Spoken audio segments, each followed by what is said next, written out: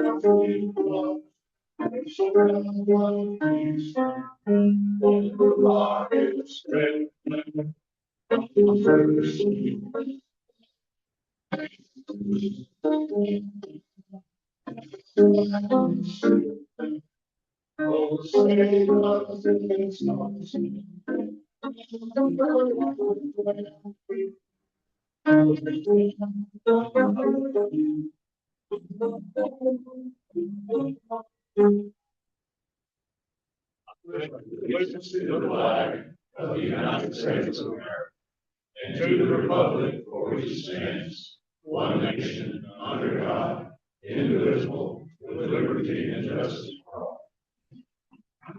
Thank you, Mr. Jason Rudd, for communication. Let us pray. Dear Lord, we love you. We thank you for this day. We thank you for this cool weather and this Christmas time. We thank you for the birth of Jesus Christ. Be with the Chrysalis as they speak today, and be with all of our Rotary members. Bless the travels of loved ones and friends and family as they come and go during this Christmas season. Thank you for the food. Bless the nourishment of our bodies and our bodies bless. In Jesus' name, amen. Amen. Thank you, Jason. Family Rotary, Terry Rudd.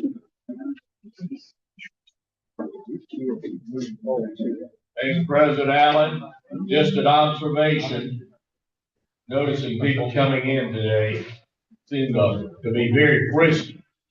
It was a lot of quick stepping out there. Could be what my grandfather used to say, whiskey makes you frisky, but I guess it was too early in the day for the whiskey. Maybe Christmas, thinking about Santa, and make you frisky, but it might have been the cold weather. That's maybe what it was, but saw a bunch of high stepping. At least it's good, I guess, Alan, that this group can high step a little bit. Yes, sir. You think so? Anyway, before we get to birthdays and anniversaries, I want to give a big round of applause to longtime honorary member Rotarian that's here today, Sam Wainwright. Sam Wainwright. Yeah. As a member of the Les Pinker's family and Les, his mother passed away on the flight. I know some of you all know that. But prayers for Les Pinker's family and everything with his mother passed. Let's celebrate some birthdays now. Charles Bunton on December the 29th and Josh Chapman on December 30th. And celebrate some anniversaries. Nathan Wallace and Brandy on December 17th. Mike and Sheila Azar December 27th. And Arthur Gardner and Tina on December 29th. Hope you all have a great week. Thank you. Introduction of guests visiting Rotarians, Mr. Aaron Gill. Good afternoon. We're happy to welcome our guests and visiting Rotarians today. So when I call your name, you'll please stand and remain standing. Mr. Tony Cannon, guest of Marcus Cannon. Josh Hasten, guest of Donna Tomley. Thank you for visiting with the different Rotary. Thank you, Aaron. Ken Askin, thank you, sir.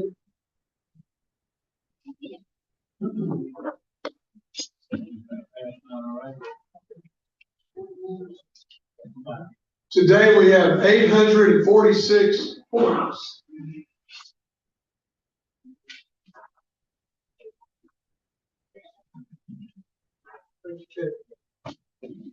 Today's lucky number is 605. 605.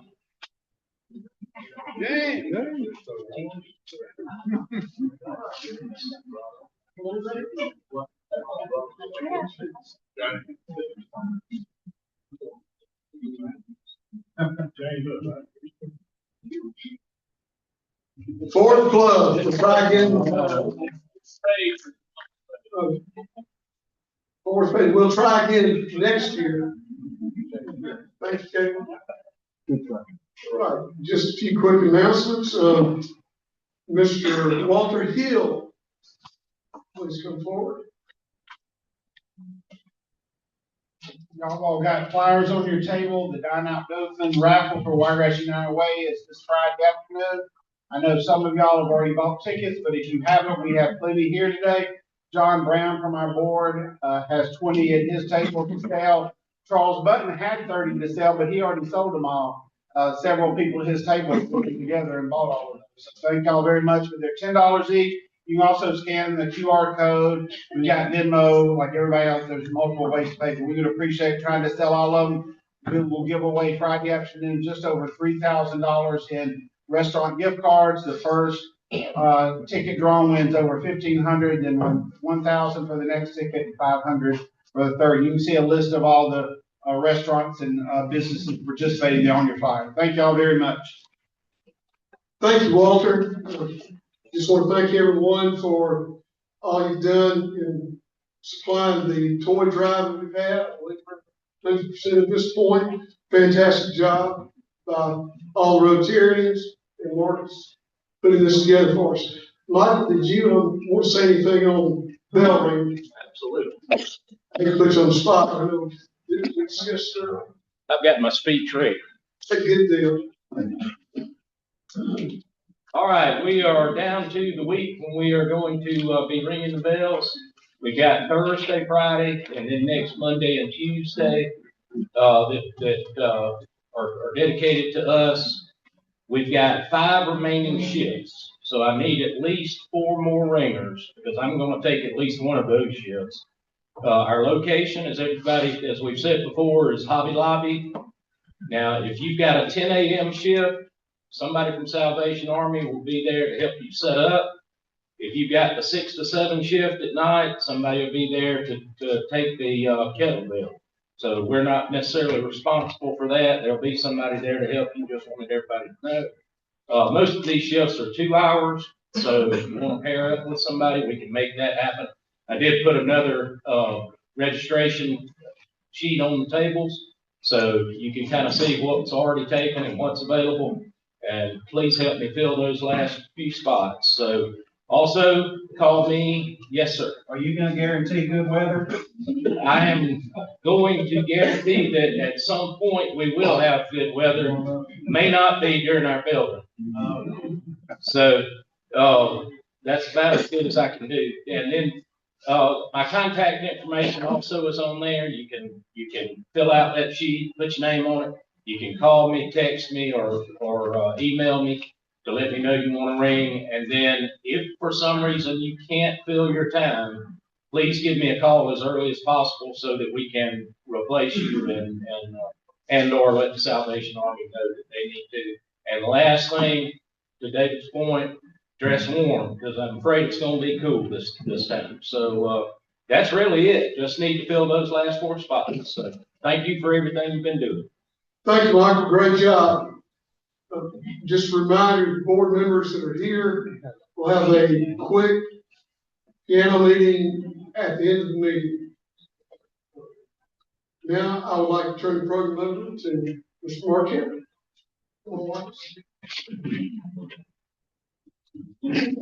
I'd like to echo what Alan already said. Thank you, everybody, for the gift giving and for the foster children that we adopted this year. It was very successful, and I think we're going to create some smiles on some children's faces for this Christmas. Again, thank you so much for participating in that, and I hope we continue to do it.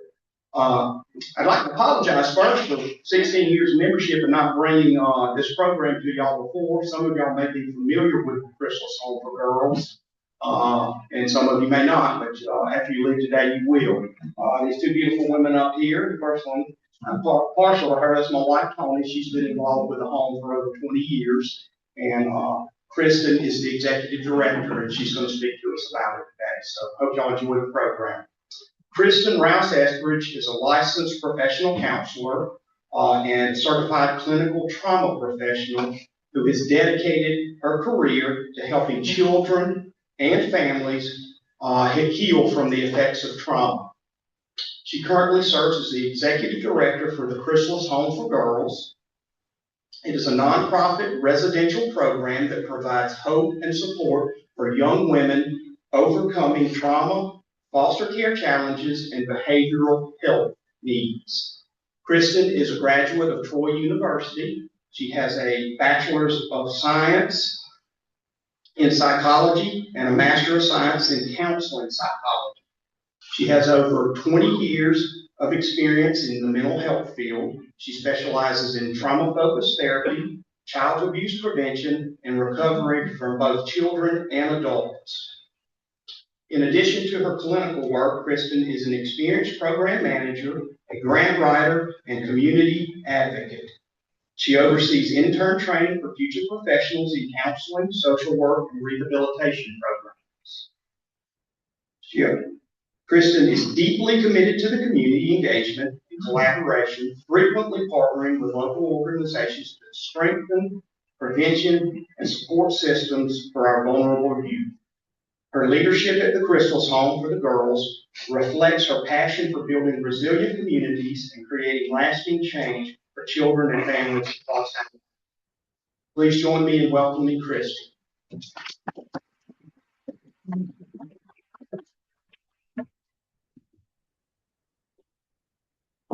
Don't come down here. Thank you, Marcus. I appreciate that introduction. Is it on? It should be.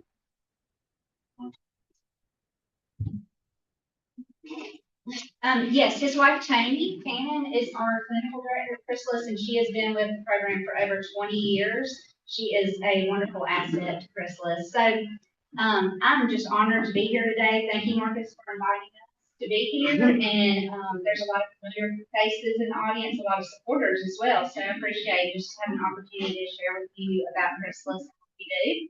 For those of you that don't know, our mission is simple yet powerful, and we help young ladies across the Wiregrass and throughout the state of Alabama to heal, grow, and discover their God-given talents as they take their next step into whatever's next, whether it's adoption or if they're transitioning with us through to adulthood.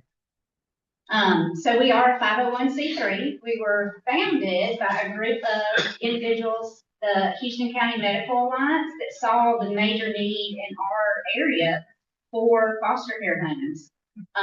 In the state, there's about 6,000 foster care kids, and there's only about 520 approximately homes, foster care placement homes. So the need is huge.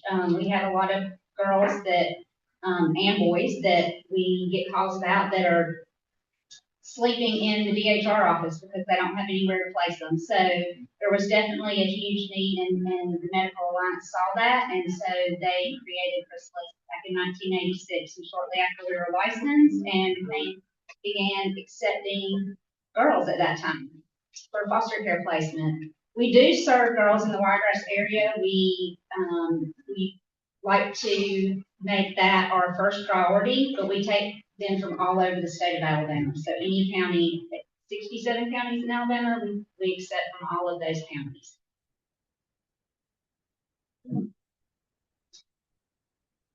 All right, so there are approximately 400 children and youth in foster care in the United States, and I think that number is up to almost 600,000 last I checked. There's approximately 5,300 children and youth in foster care in Alabama, and like I said, so the need is great. There's not enough homes for those girls to go to. The average stay for a child is 21 months, and that increases for older youth. Why do y'all think that might be for older youth that the stay increases? What's the deal with teenagers? Dealing with teenagers, yes. Yeah, the need for really 14 and up, and we've been licensed for 8 years of age and up, and we just really in the recent years found that the need for older teenagers is so great, and you have to have a different focus with that age, of course, too, teenagers and being in high school. And so we decided that we would meet those needs. And so right now we take girls 14 and up at both of our programs. And I'll tell you about the two programs that we have in just a minute. But there's just not as many resources for older youth and for teens. The state's doing their best, but it doesn't meet the growing needs of foster care at that age. So a lot of times that their stay is longer, and sometimes they age out in foster care. All right, so our programs, we have two different programs at Chrysalis. We have the moderate residential program, and then we have our transitional living program. Our moderate program is for ages 14 through 19, and these girls need a little bit of extra services. We have one-on-one staff that works with them. We have awake staff, so there's somebody awake at all times checking on the girls.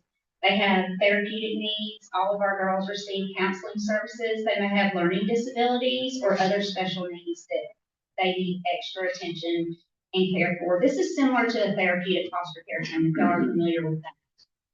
And we have 10 girls in that program. So 10 girls, teenage girls living all in the same house. If y'all can only imagine that for anybody that has or had teenage girls, that can be a challenge at times. They're all different personalities and they come from all different backgrounds. So we do our best to meet the needs of those girls in the moderate program. And then we also are fortunate to have a transitional living program, and that's for girls ages 16 to 20. And we like for our girls from moderate to transition if they don't have any adoption resources or any family to return home to. We like for them to transition into our transitional living program because that's where we really get to help them prepare for the next steps in life and for young adulthood is we just get them their driver's license and we get them with career goals and preparing for college. And so girls can still be in high school if they enter this program right now. I think we have a senior in high school that's there, and she's been there since she was a sophomore, I believe. They just have to be ages 16, and they have a little bit more independence and freedom. A lot of these girls work, or they are working and going to school at the same time.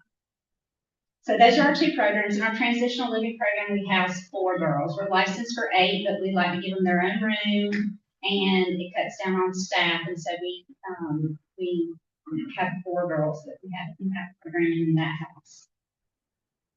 All right, so the 3 things we focus on at Chrysalis, and there's many things that we could focus on, but we like to focus on, first of all, housing. We want to provide a safe and nurturing family environment. So we try to model our services as close to what your home would look like. So when girls come to us, they may not have anything. They may have been taken from their current living situation and brought to Chrysalis without any type of their personal belongings. They might not have personal belongings. So we try to, through donations, if they're support of the community, we give them those things that they need. The next thing we want to focus on is academics. Unfortunately, a lot of the girls that come to us are behind academically, and that could be due to lack of commitment from wherever they came from their parents or family members, and maybe they weren't in school. Maybe it could be also that they were in different placements, and so their school was interrupted. And when you have a lot of that transition, then you get behind academically really quick. So our first goal is to, after making sure that they're safe, they feel safe, and letting them know they are safe, then giving them what they need, we focus on those academics. And we have a great partnership with Bricksburg High School and Houston County School System. They have been incredible to us, focusing on the individual needs of girls and helping us get them, whether it's tested to see what grade they might be in, or helping us get records from other schools and go ahead and get them in place and get them started, sometimes within the first week that they come to us. As you can imagine, that's a huge transition for anybody to have to go to a new school, a lot of times in the middle of the school year. And so we also provide them with mental health services they need. All of our girls receive at least an hour individual counseling every week. usually more than that, and we also do groups throughout the week. We have licensed professional counselors that will provide those services, and we do lots of training with our staff so that when they're there working with the girls, they can meet those needs. A lot of our girls have complex trauma, and they've either been abused or neglected, and so they are in, of course, attachment issues, and so they need these extra services. So that is the other core feature of our program, is that we want to provide those therapeutic skills. And then, of course, independent living skills and basic living skills. Some of the girls that come to us, they might have lots of street smarts, but they have never washed their clothes in a washing machine. Or they lack basic hygiene knowledge. And so we really don't assume anything. We just teach them everything that we can, just like you would with your kids, except we would start that at a much earlier age than when we get them. So that can be a little bit of a challenge sometimes, but that's a challenge that we're committed to. All right, so I want to just share with y'all, I'm going to watch my time. Okay. I wanted to share with y'all just a story about one of our girls, just so that you can kind of see the whole picture. We're going to call her Emma, just to protect her identity. But Emma came to us after being placed in a foster care home with some distant family members. This was after she was raised by her grandparents, and she witnessed her grandfather actually end his life. And she was placed with other family members, but they were distant family members, her and her siblings. And Emma being a teenager, there's a lot of emotions in that, a lot of different things that she experienced that the younger siblings had not quite experienced or been protected from, just due to age and because she liked to protect them from that. And so Emma's next placement with her family did not go well.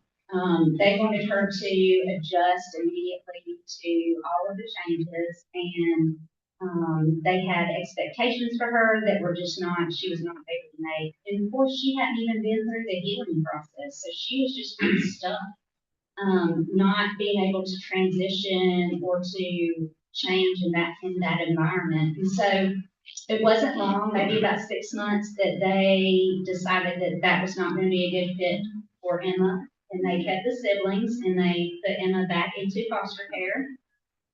She spent a short time at a hospital, which a lot of our girls do, because their trauma is so significant that they either internalize it all or they externalize it, and so they have some outward behavioral issues that have to be tended to, or they internalize it so much that they become depressed, and sometimes to the point of being suicidal. So she went to the hospital for a little bit, and we interviewed her. Tony probably interviewed her, and we brought her to Chrysalis. And we always call it a honeymoon period when they first come. And so when she first got there, she was very timid and shy.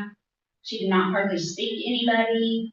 You could tell in her demeanor she always had her head down, and she was just very hesitant about engaging with any of the staff. Definitely, she did not want to engage with any of the girls.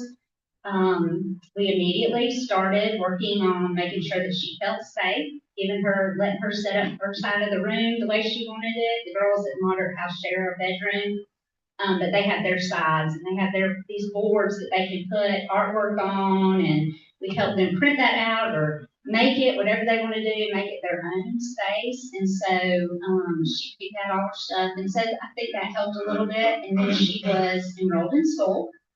She was very much behind, and so they ended up having to have her attend high school. If y'all are familiar with that, this is a program the county has that's credit recovery, and that was a wonderful thing for her. It took the pressure off of not having to adjust to a full day of school, so she could work on herself and start healing a little bit. And we also immediately got her into counseling services.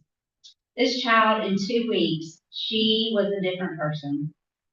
She would come, I would see her occasionally when I go out to Chrysalis or when she comes to Milestones for counseling, and she would greet you, look you in the face, whereas before her head was always down.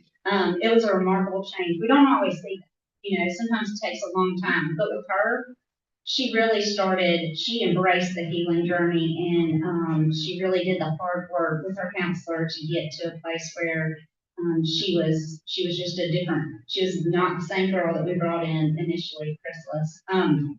She ended up completing our program at Moderate, and she transitioned to our transitional living program. And I think she worked while she was there out in the community. We have some wonderful partners out in the community too that help and work with our girls and help give them additional on-the-job training that they might need. And so she worked, and then she ended up transitioning to a independent living program, which is for older youth that are about to age out. And she went to a junior college and completed and is working currently on her degree. And she wants to be a teacher. So I feel very confident that she will get there. She has definitely come a long way. And we don't always have those kind of successes. But when we do, we sure want to. And so that's just one of the girls that has been affected by Chrysalis that I wanted to share. And age 21 is the age that they age out in care. Now, a lot of them age out before that. They can age out at 18, usually not, usually 19, but where the judge will sign off and they can age out if they choose to. If not, if they want to stay and have the support of the state, then they can stay until 21. There are some good programs that will help them if they desire to go to college or if they want to get an apartment, live on their own. They just have to be working or in school, and they can stay in care and they can get some additional supports. All right, lots of community partnerships and fundraisers. Some y'all might know about, and others you might not. But we partner with Wiregrass United Way. That has been so beneficial to Chrysalis and just a wonderful welcome partnership with them. They do such great things in our community, and if y'all hadn't thought about that, all those proceeds go to community partners in this area, and we work with so many of them. There's so many nonprofits that the services are combined, and we all work together, and that's just been a wonderful. This community is unlike anything else, where all the nonprofits work together and support each other, and we couldn't do it at Chrysalis without the support of, for example, WRC. A lot of our girls have come through vocational rehab and received services through WRC. So that's another thing. That's part of the therapeutic services that we get them and part of academics too, is to get them involved with vocational rehab so they can start, especially you get a 17 or 18-year-old in, we start immediately trying to get them those independent living skills and career skills built. So we have wonderful community partnerships. All In's been a big supporter of us, as well as the Wiregrass Foundation. And Spark Good, that's through Walmart, local neighborhood Walmarts. They provide grants, and so they have been very supportive of us, as well as Alabama Power and Department of Human Resources. And then we have individual sponsors that support us and have made a huge difference for Chrysalis and what we can provide for the girls. Our Butterfly Fling is our biggest fundraiser of the year, and that's every year in April, the last Sunday of the month. We have that at Landmark Park, so anybody is welcome to come out and join us. We release live butterflies. It's just a great event that we have, and as you can see, the kids and families really enjoy it. I enjoy it. I release a butterfly. I get excited about it. And so if you, that time of year, if you start seeing signs and hear the news, y'all find a way to participate. If you have kids or grandkids, it's usually beautiful weather, Sunday afternoon, couple hours, and it's just a fun time to come out and enjoy some fun outside. Oh. All right, so I love this imagery. I love Charlie Brown. And I just want to close in saying that, just like the Christmas tree in the Charlie Brown story, it was kind of pitiful, right? Just at first look. And it took people wrapping around it and giving it support and attention. That's what made it special, right? That's what made the Charlie Brown Christmas tree special, was the support that it was given by people. And so the same is true with our girls. We want to shower them with attention. We know they can't do it on our own. We appreciate all the support. But we want to really see that transformation in our girls through all the efforts that we give. So that's all I got. So if y'all have any questions, I'll be happy to answer any questions that you might have. So I see you followed Emma. So are you allowed to continue to follow people when they leave the home? Yes, we do. Or it says, are there any restrictions about following and following up and see where they've moved on to? No, of course, we like them to reach out to us and not us reach out to them, but usually they do. Usually the minute that they leave, they send us a Facebook request or Instagram request and they want to stay in touch. A lot of the girls sometimes too will stay in touch with their counselors. And so say they go to school, we had one girl that went to Troy, and she remained with the same counselor in Dothan, and they just did telehealth over that time. So we have a lot of connections. We also actually have had a couple staff members. We have one of our management team that was a Chrysalis girl that came back to Chrysalis, and she is working with us, and we can't even imagine it without her. She does an excellent job. So yes, we do stay in touch now, not with everyone, of course, but yes, with several, and even a lot of them will be like, "Can you come back there?" They're aged out, like we wish. You can come see us. So that's a good question. Does anybody else have any questions? Yes. Kristyn, share with us, besides money, obviously y'all need monetary donations, the ways that you share for and groups or people or families, churches can help with things like meals. Absolutely. Supplies for the house, bedding, whatever, yes. Those kind of things. As you can imagine, 14 girls is a lot to tend and care for. Especially, I can't think of anyone that came with everything that they needed. They just do not. By the time that they come to us, they probably have been in several placements and their personal belongings are next to nothing. Or what they bring with them is like 2 bags full of stuffed animals, not clothing that fits appropriately or anything like that. So any kind of donation of hygiene products, towels, sheets, anything for the home, we accept. We have a running list on our website, chrysalishomeforgirls.org, and we have an Amazon wish list, and that's some of our necessities: laundry soap, detergent, dish soap, things like that we have that we always need. And then of course food. We cook with the girls. We have a nutritionist set our menu, and so that's always a challenge. We try to help them keep their acquired taste for foods, but also introduce healthy foods. And so what we found has worked is when groups want to come in or individual wants to come in and teach them how to make a certain meal that they enjoy. And so we've had several of those be very successful, and they get on our menu rotation because it's a healthy, nutritious meal, and the girls feel like they were introduced to it and have a part in it when they help make it. And so they want it on the rotation menu. So that's been another way that the community has reached out and helped us. They help with clothes. So as you can imagine, these girls are still growing, and so they have needs, and they're a little bit rougher on their clothes than most. And so and I think that's pretty much all teenagers. But so yeah, we've had some groups that come out and they'll take the girls shopping for new school clothes, which is such a blessing because financially we can't take them and let them pick out whatever they want. There's budget restraints. We do provide them with what they need. It's not always what they want, but we have had some amazing people step up and meet that challenge. So those are just some of the ways that we need support at Chrysalis. Of course, we're maintaining 2 homes. And so there's a lot that goes into that as well.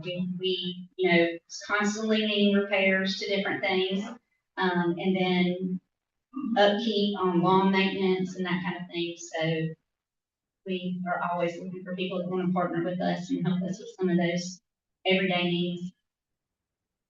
Yes. Do you have a reunion or something like that the current residents can see successes of previous residents?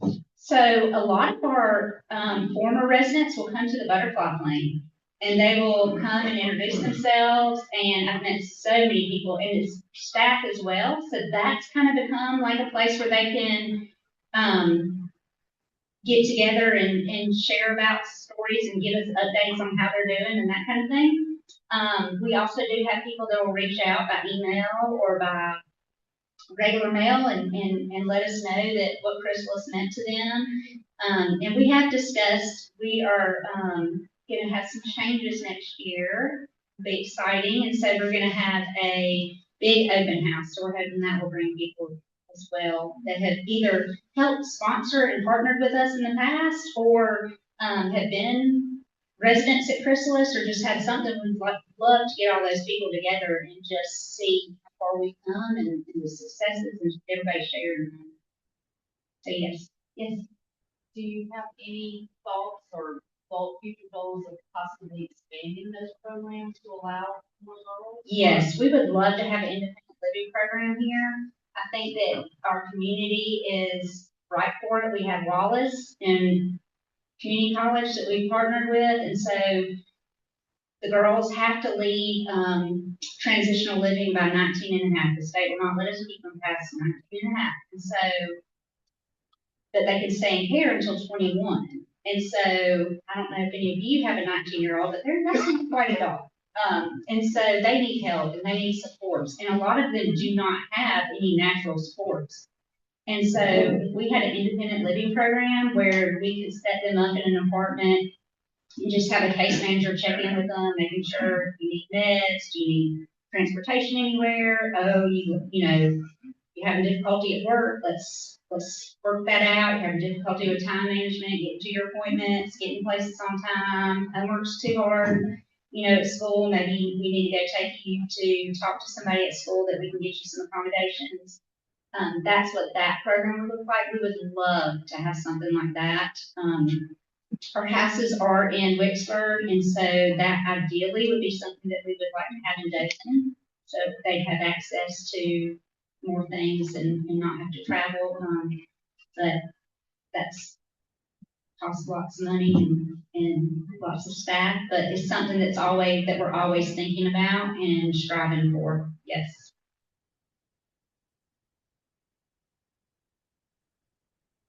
Anybody else? All right. Thank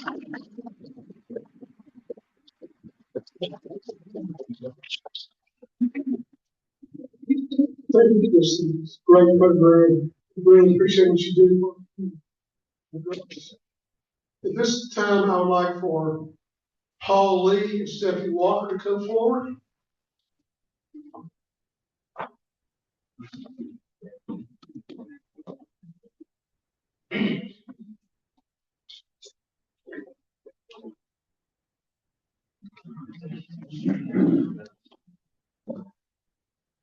I tell y'all, this is one of the favorite times of the year. Today we're going to present our proceeds from our 2025 White Elephant sale to WRC.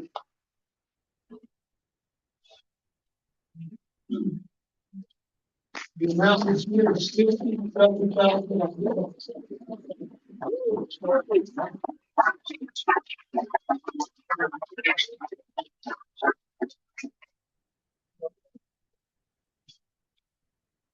Before I say anything about that, I want to put my legislative hat on for a second. Tell Chrysalis, thank you for the work that you do.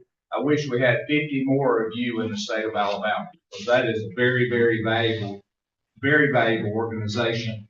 I was able, back when Governor Bentley was governor, to pass a bill for those kids that are in foster care that are adopted. You heard her say they're not adopted at 14 years of age or older. But if you adopt a child at 14 years of age or older, they have a free education. They can go anywhere in the state, junior college or four-year college, if you adopt a child at 14 years of age or older out of foster care. So, great job. On the matter at hand here, you know, nonprofits, we're a unique nonprofit. We work and earn what we do here. We're not one that goes out and does fundraisers, but this is major to us. what this money goes for, and it's been set up for decades, well before me. It goes toward our capital improvements. Just last week, to give you an idea, we had to replace a boiler. We had to replace the air conditioner, a large air conditioning heating. We may have a few pennies left after this, but the timing was perfect. You know, a lot of people think of a nonprofit, and I don't mean to take up program, but this is something I'm passionate about. People think of nonprofit organizations, you're not supposed to make a profit. Well, we have a 26-acre campus here, $300,000 roof we put on here last year, 2 years ago, $300,000 roof on the furniture store last year. Parking lots that need to be resurfaced, raises that we give, benefits that we give our employees.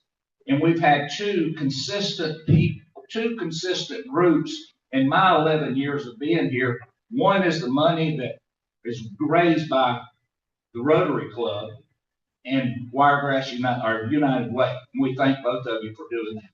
So we look forward to working together. If you don't know it, Rotary owns this property, and you charge us $1 a year for this property. We maintain the building and we run the businesses. So we've had a great relationship with Rotary for decades and look forward to decades to come. And thank you very much.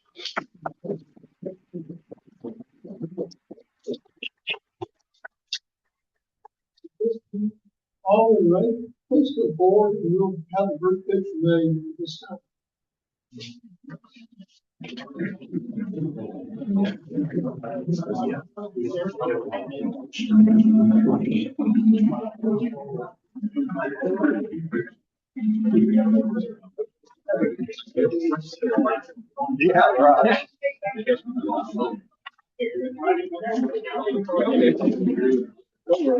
Yeah, I understand. No, it's no problem.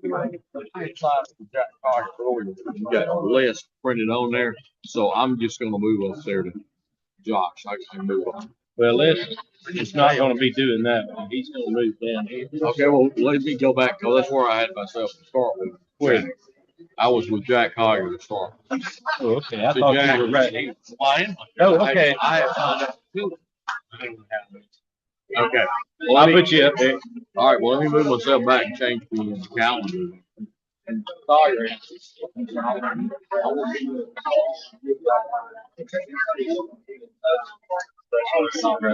Get it.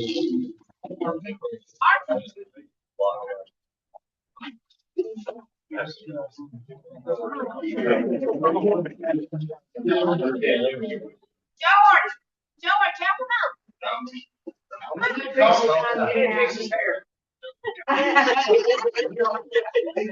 Didn't run fast. You got it parted just right. You already right. You almost made it out. Did everybody get this big crowd? All right. All right, 1, 2, 3. We don't want that. 1, 2, 3. Okay, my turn. Don't do anything. Everybody look here. You wanna help me? Yeah. Okay. 1, 2, 3. 1, 2, 3. All right, thank y'all. Thank y'all.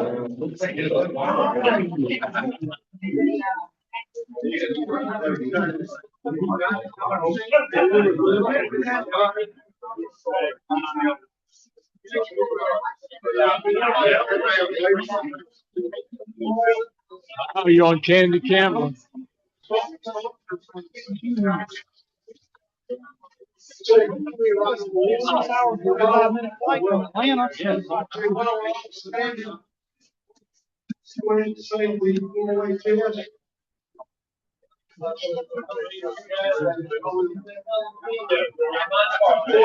Before we say that, I just want to thank everyone for a great 2025, great year. This is our last meeting of the year. I want to wish everyone a Merry Christmas. Hope everything goes well. You have a great time with your family. If you will, let's say the four-way test. of the things we think, say, and do. Is it true? Is it fair thought and concern? Will it do good will better Christians? Will it be beneficial for all concerned? Here's President. Board members.